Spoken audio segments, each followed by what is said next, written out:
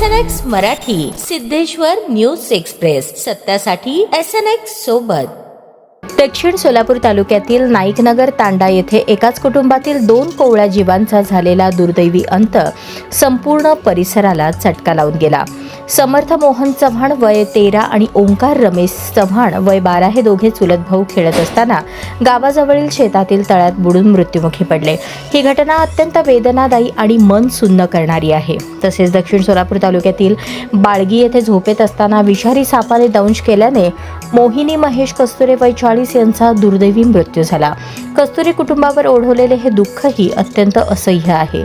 सोलापूर लोकसभा मतदारसंघाच्या खासदार प्रणिती शिंदे यांनी संबंधित कुटुंबियांच्या निवासस्थानी जाऊन भेट घेत सांत्वन केले व त्यांच्या दुःखात सहभागी होत धीर दिला।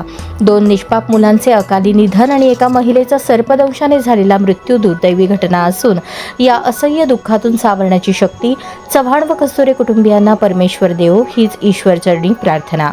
तसेच या दोन्ही घटनांमध्ये शासनाकडून मिळू शकणारी आर्थिक मदत, आपत्ती सहायता किंवा इतर शासकीय योजनांचा लाभ संबंधित कुटुंबियांना मिळवून देण्यासाठी खासदार प्रणिती शिंदे यांच्या माध्यमातून प्रशासनाकडे पाठपुरावा करण्यात येणार असून शक्य ती सर्व मदत मिळवून देण्याचा प्रयत्न केला जाईल।